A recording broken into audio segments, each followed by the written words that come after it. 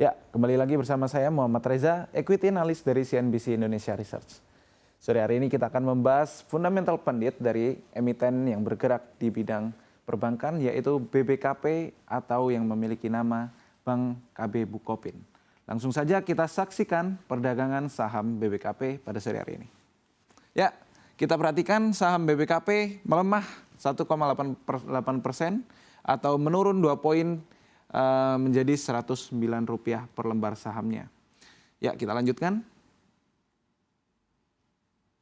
Ya, penurunan harga saham hari ini ada sentimen dari emiten BBKP, yaitu yang akan melaksanakan right issue pada Mei mendatang, dan right issue yang dengan nilai yang cukup bombastis, yaitu 12 triliun rupiah.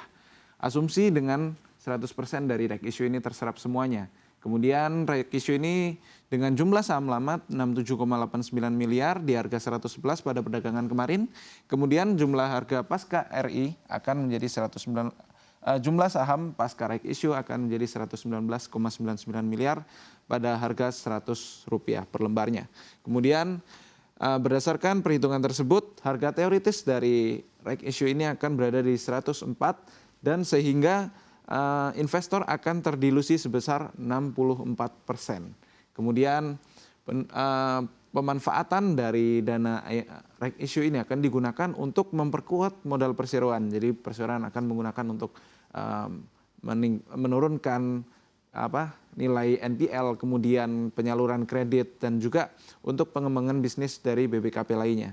Kemudian dengan adanya right issue ini diharapkan akan menambah jumlah kredit yang tersalurkan dari BBKP, sehingga nilai NPL atau kredit macet dari BBKP dapat menurun. Kita lanjutkan.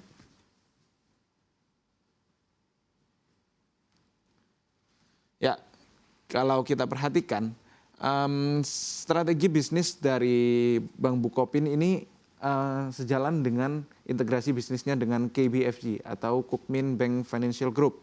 Dengan adanya komitmen Kukmin, investasi dengan menambahkan modal sebesar 12 triliun rupiah ini akan menjadikan Bank Bukopin yang saat ini sedang merugi berpotensi untuk mengembalikan arahnya, dan juga komitmen dari KBFG dalam berinvestasi di BBKP terlihat dengan adanya investasi sejak tahun 2018 dari Kukmin Bank yang telah lebih dari 10 triliun rupiah. Kemudian rencana dari sinergi kerjasama antara KBFG dan juga KB Bukopin adalah salah satunya, nomor pertama adalah pengambil alihan pasar Korea, yaitu afiliasi dari Kukmin di Indonesia maupun dunia.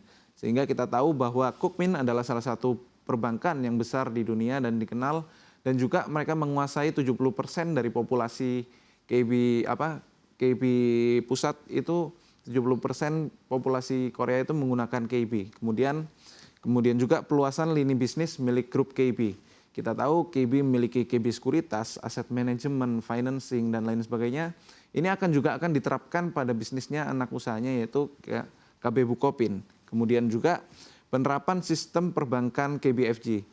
Kita tahu bahwa KBFG sudah memiliki sistem teknologi informasi yang cukup baik, dan juga KBFG juga memiliki kecanggihan untuk perbankan yang sudah level internasional, sehingga dengan KBFG masuk ke dalam bisnis dari KB Bukopin akan menyebabkan adanya KB Bukopin dapat menerapkan sistem yang telah dijalankan oleh KBFG. Kemudian juga memperkuat pendanaan dan jaringan dari Kukmin. Seperti yang kita tahu, komitmen dari KBFG dalam berinvestasi di KB Bukopin telah terlihat dengan adanya penambahan right issue yang telah konsisten, hingga kalau dijumlah mungkin bisa sekitar 20 triliun rupiah lebih. Kita lanjutkan.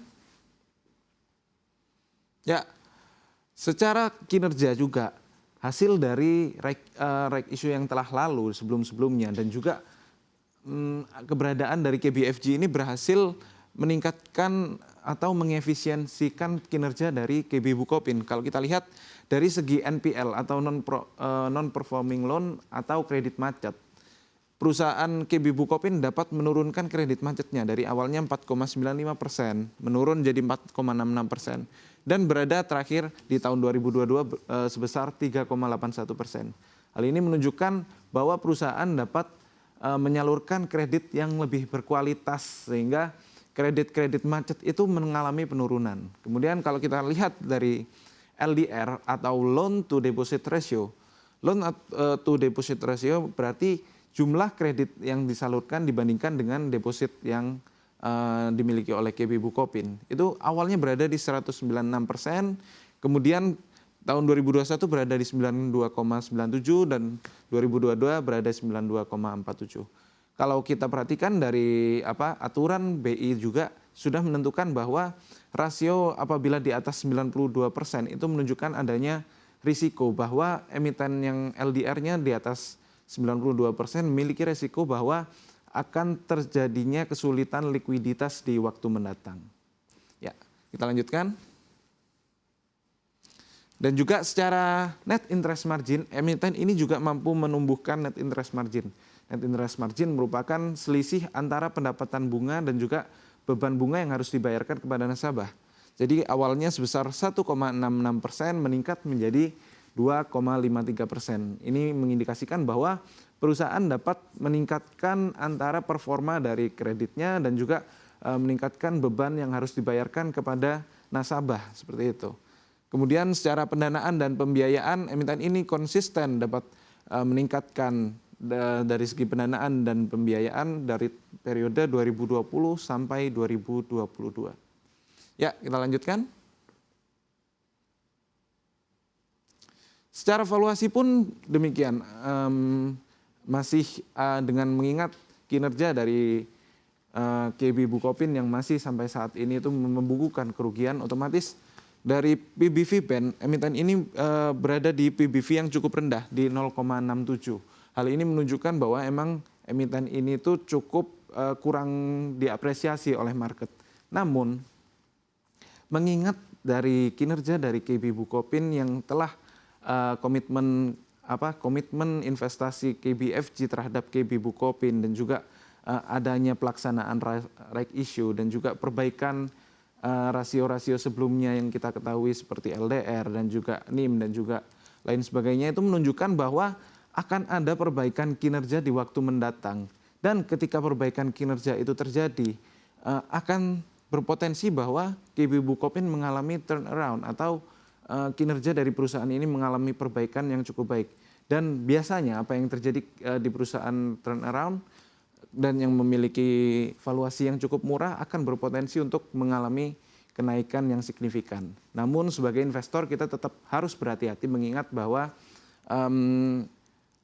adanya potensi bahwa kerugian itu akan terus berlanjut dan juga right issue ini baru dilaksanakan pada kuartal 2 2023 ini, sehingga mungkin kinerja KB Bukopin akan mulai tercermin perbaikannya di kuartal 3 2023 mendatang. Ya, sekian penjelasan terkait dengan emiten KB Bukopin dari saya kembalikan ke Ade.